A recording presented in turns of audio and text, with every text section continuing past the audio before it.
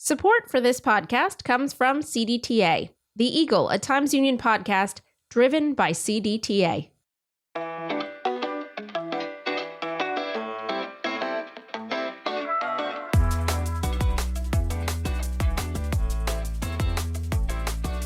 Happy 2025. I'm Jessica Marshall, and we are back for a new year and a new season of The Eagle, a Times Union podcast. Now, I always struggle with writing the opening lines of this show because I want to make sure that I fully encapsulate the full week of news and how we covered it in the newsroom. I want to do it in just a few catchy lines. But the rapid-fire first days of 2025 have admittedly been kind of hard to summarize. There's a lot going on, but I'm going to try. Nationally, the death of President Jimmy Carter, the impending inauguration of President-elect Donald Trump, the deadly attack in New Orleans, the explosion in Las Vegas, the blazing wildfires in Los Angeles. All of those stories are on our minds, and they are coloring a lot of what's happening in upstate New York and the Hudson Valley right now. At the state level, we saw the start of controversial congestion pricing in New York City. And Governor Kathy Hochul is preparing to reveal more legislative priorities next week in her State of the State address, some of which we already know includes pushing for universal childcare. Here in the Capital Region, a spate of seasonal illnesses are overwhelming hospitals. A long-awaited Guilderland Costco is another step closer to reality. And our local college basketball team seasons are heating up. But there's one story that has risen to the top of our fold that we really need to talk about on the podcast this week. I'm going to warn you now, we're about to discuss a violent event that may be disturbing to some listeners. So please listen on with care.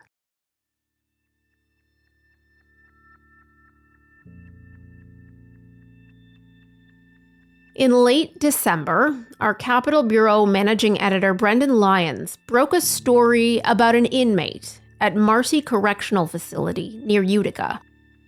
This inmate died hours after a violent beating earlier that month that involved several corrections officers. The brutal incident was recorded on body cameras that were passively recording. That is, the officers wearing them were not aware that they were recording. In the video, several corrections officers were seen punching, kicking, and choking 43-year-old Robert Brooks in the prison's infirmary. State Attorney General Letitia James released that body cam footage to the public at the end of December. The 17-minute video, as well as a shorter version that we cut and a description of what happens in the video, it's all on timesunion.com, but I warn you, it is extremely graphic.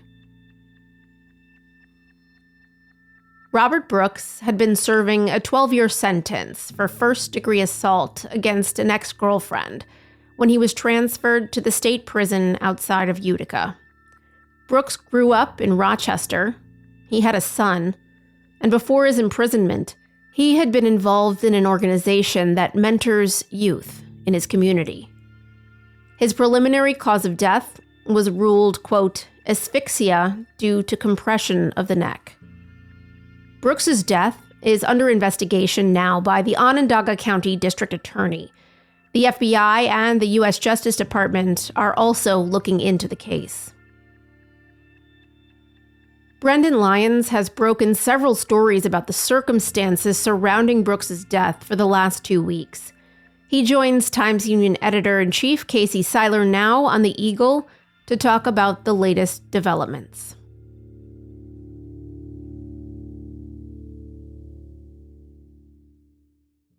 Brendan, your byline has appeared at the top of all of our coverage of the death of Robert Brooks. So just to kind of take us through the basics, Brooks was transferred to Marcy Correctional, which is just outside of Utica, on the evening of December 9th. And what, to this point, do we know about what happened after he arrived?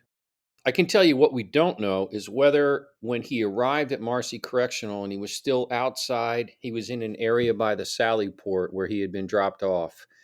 And something appears from the video that we've seen to have precipitated his assault. He's on the ground, he's in handcuffs, and it appears at this point that multiple officers have been called to the scene, including one who was called there in a van and had expected to pick up Mr. Brooks and bring him to some area within Marcy Correctional.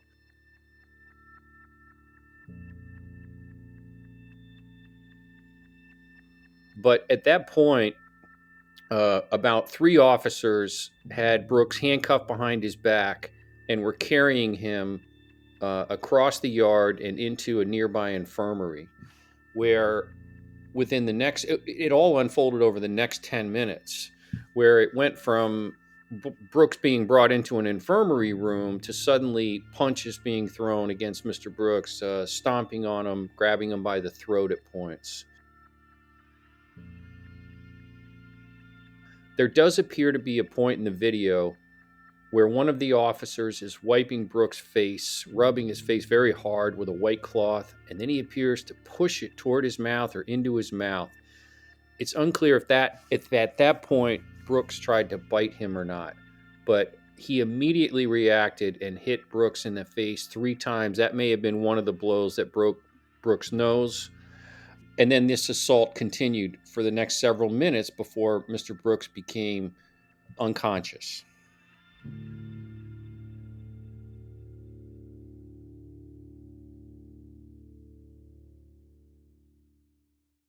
And all the time he is stretched out on an exam table, either sitting up or after he's struck, of course, laying down.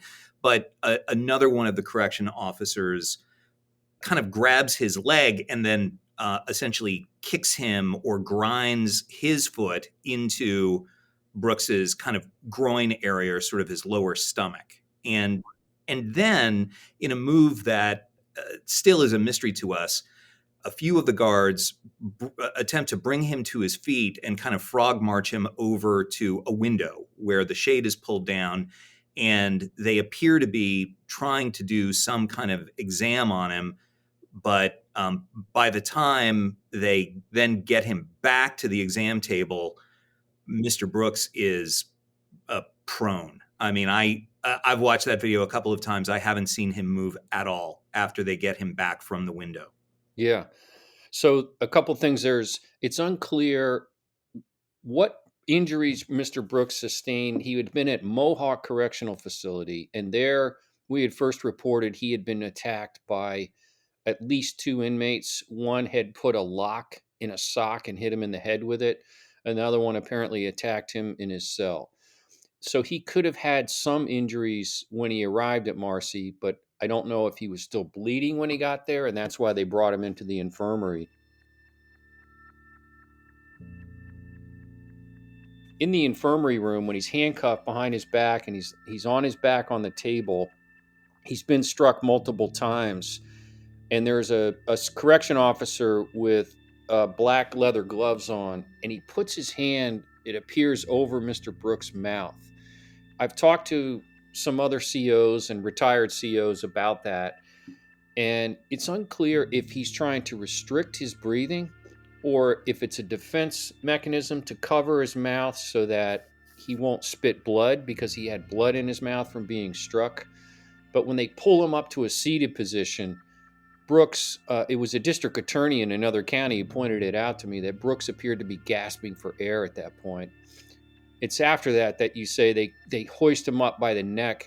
And what's interesting about that is that they appear to know what they're doing. You can't tell if somebody in that room is giving them direction.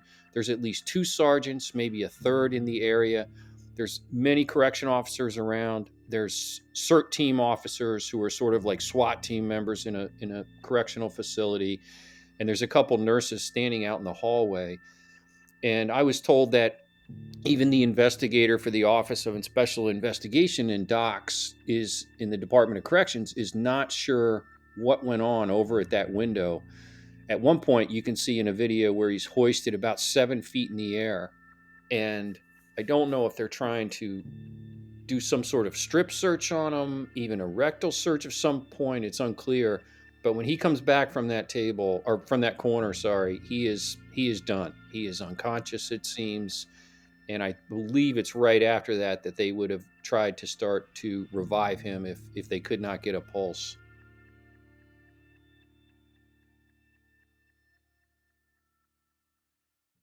The timestamp on the video that we have been watching is about 9:45. As you note, this is like a 10-minute stretch that basically goes from a little bit after 9:30 to maybe a quarter till 10 on that Monday night, December 9th.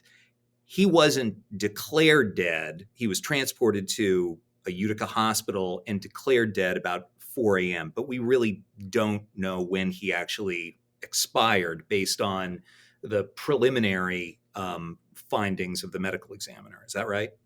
That's right. And I did get a memo that the corrections commissioner had put out in mid-December. He put it out about 9 days after this incident, and he had clarified the rules on body camera use and that they must be turned on at all times when they're interacting with an inmate. And in that, he had said that after an emergency medical response was initiated, that was at the prison, that he was transported to a local hospital. So we're still trying to get the details on how long it took for an ambulance to get there, what sort of life-saving measures were initiated to try to revive him. Did they use a defibrillator? Did they do CPR? None of those things have been revealed by the office yet. Essentially, the reason why, and feel free to disagree, the reason why this is why this is a national story is because we do have those snippets of body cam video, about 2 hours worth in total from 4 different officers' body cams. Can you explain how, despite the fact that it's almost a lock that these correction officers did not know they were recording, we do have the footage that we have, albeit without any audio at all? The Department of Corrections, in about 7 years ago, 2017, 2018, they began a pilot program to install both more fixed cameras within these facilities as well as to equip correction officers with body cameras. The issue here is that it appears that 7 years later, the policies were still a little murky, and the supervision of officers and their use of body cameras was spotty at best. In this instance, most of the officers, there was about 13 officers, roughly, some others that had even walked by but did not go into the room where the incident was taking place. These officers all had consciously, apparently, turned off their body cameras, or in one instance may not even have had them on, have had them in another room, or their jackets zipped up over them so that they would not activate.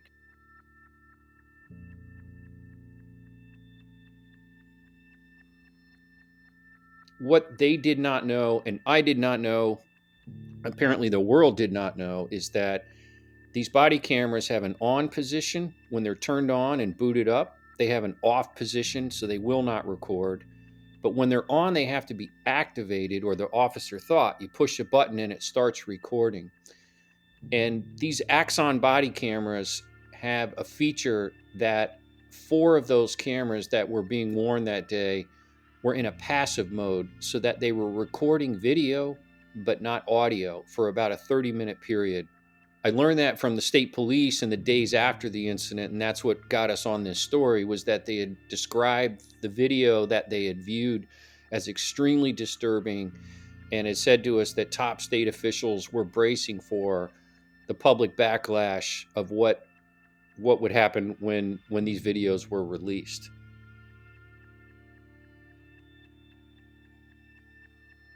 It's unclear too whether how many other incidents may have been recorded with video data that was stored in a cloud server that was never revealed or made public.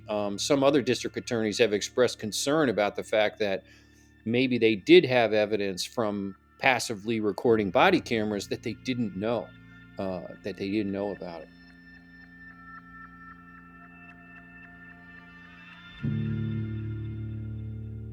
we're going to take a short break. We'll be right back.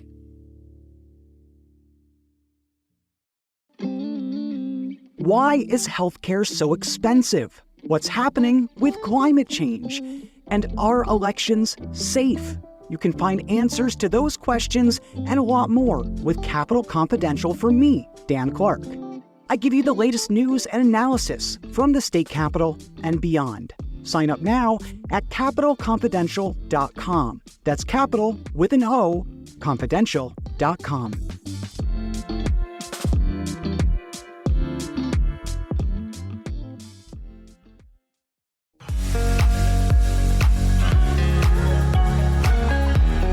If you're enjoying this podcast, take advantage of all the Times Union has to offer and support our efforts to bring you award-winning journalism by becoming a Times Union subscriber today.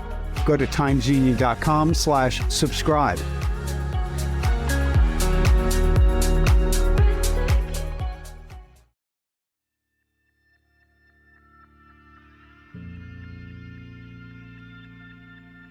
You're listening to The Eagle, a Times Union podcast.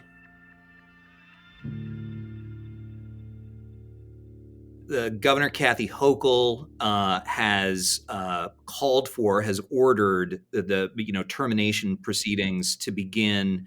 All of these, more than a dozen employees have been suspended, and the termination process is moving through.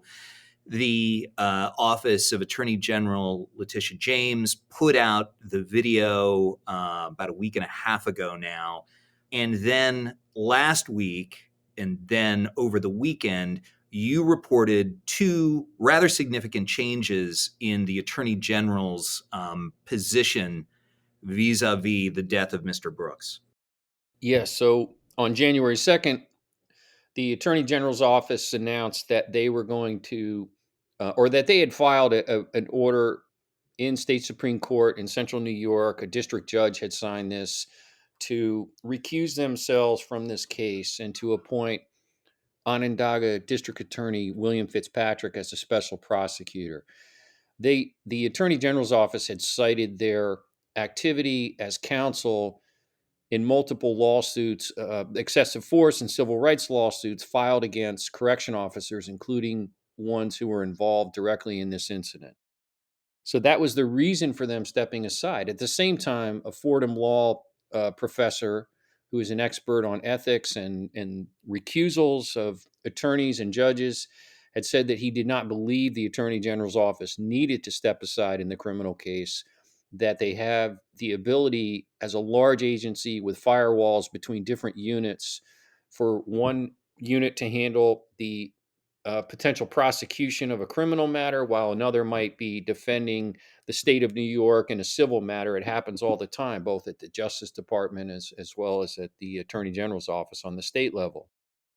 And then the following day, on January 3rd, they were saying that they were stepping aside as counsel in those civil cases, and it asked the comptroller's office to assign essentially private counsel, outside counsel to the defendants, the respondents in those civil cases. So at this point, we have an Attorney General's office that has apparently no stake in this at all. And the matter will be picked up by the Onondaga District Attorney's office for any potential criminal review, grand jury action, or criminal charges. So the Office of Special Investigation, which, as you noted, has been looking into this matter for the past month since Mr. Brooks died, was set up to basically address the concern that local prosecutors were too close to the either police, or in this case correction officers, the kind of law enforcement infrastructure that they would have to investigate and potentially prosecute. Does the fact that District Attorney Fitzpatrick is from a neighboring county, in essence, kind of cure that concern? That's certainly the reason that the Attorney General's office picked him and not the Oneida County District Attorney's office. They said that the Onondaga District Attorney's office has, it's got the city of Syracuse. It has a much larger workforce. It has more investigators on staff, more experience, arguably, I think that was essentially an effort to say, hey, we've got a neutral party here. Bill Fitzpatrick's office has done these types of cases before. Right now, before they had handed off this case, the Attorney General's office had sort of established two tiers of targets in this case. The correction officers who were hands-on and videotaped using excessive force, that may be unnecessary force, and then those who stood by watching and did nothing, including whether a person was a rank and file correction officer or a supervisor with the ability to stop this incident. They will be likely the ones who used excessive force are expected to be the focus of any criminal investigation rather than the COs who stood by watching.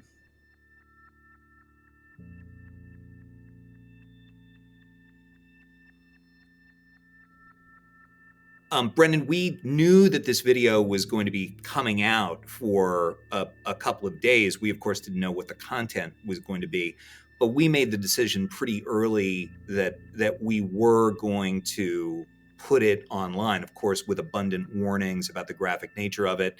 I wrote a column over the weekend noting that I rarely feel like I have to check or just alert the publisher that we are going to do something, not because I like to surprise him, just because I want to, keep him in the loop on these kinds of things. And I know that he has our back. But I did in this case, just because we knew that this was going to be video showing a man in effect being beaten to death. And, from your, I know my perspective, but from your perspective, why is it important that news organizations do put this kind of material out with all those caveats and warnings that it's graphic and disturbing? I think in this instance, public disclosure was the right thing, and we did know for almost 2 weeks, I think, that the videos were going to be disturbing, and that was from state police investigators and others who have seen a lot of rough things and still describe this as very troubling, and the public outcry that might follow. But I think to the opposite, if we don't show this, if we don't allow the public to make their own choice on whether they want to view this or not, it just fuels that idea that we may not be prioritizing these subjects enough, or just laying all our cards on the table to the readers and the public and saying this is so important, you need to see this. So I think it was the right decision. As we had talked about, only one person had complained to me that they felt they didn't need to view that video, that the public didn't, and I sort of noted to that person that you didn't have to watch it. You had the opportunity. You were warned that it was graphic, but I think it's important, especially for reforms going forward and for fixing this issue, that the public get to see once and for all what really happens and can happen when there is use of force in prisons. And in this case, when officers were apparently not aware they were being recorded, what would have been the fallout had this occurred and it was not recorded? Right now, we might not even be talking about the death of Robert Brooks. Last question, and I will ask you to speculate. These types of cases, whether it's George Floyd, you name it, they can fall into two camps. There are the bad apple cases where, the justice system and the general public recognizes or comes to the conclusion that, well, these were just a couple of bad actors who did something terrible. And then there is the case that prompts sweeping systemic reflection, change, and reform. Is it too soon to tell at this point whether the death of Robert Brooks is going to turn out to be one or the other of those? Well, we've seen Governor Hochul already try to get out in front of this, right? She removed the acting superintendent from her position at Marcy Correctional.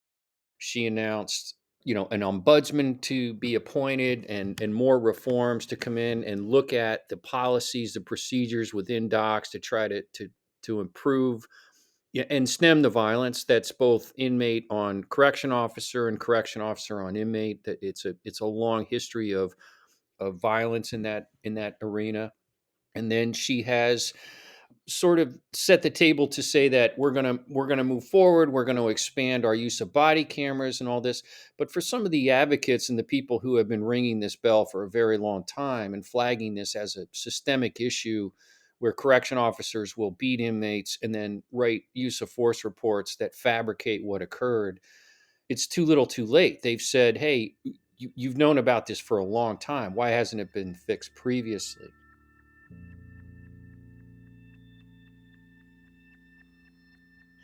So I do think, though, that they're getting out in front on this is helping stem some of the public outcry.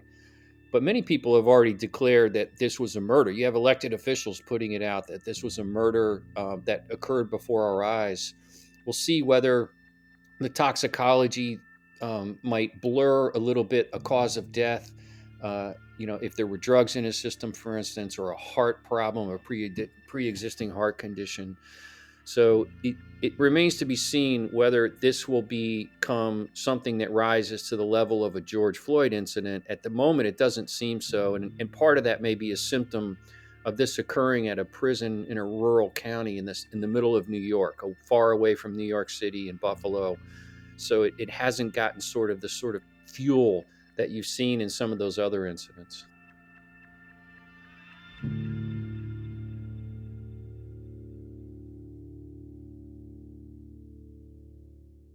You can read all of Brendan Lyons' reporting on the death of Robert Brooks, and you can see the body cam video, all at timesunion.com. That's it for this week. We will be back next week with another look inside our newsroom. The Eagle is a production of the Times-Union. It's produced and edited by myself, Jessica Marshall, with help from Erica Smith and the Times-Union digital team. Our music is Flyin' by Top Floor. Special thanks to Brendan Lyons and Casey Seiler for their contributions to this episode. Do you have questions or comments about this podcast or any podcasts that we produce here at the Times-Union? Don't be shy. Please email us at podcast@timesunion.com. Support for this podcast comes from CDTA, The Eagle, a Times-Union podcast driven by CDTA.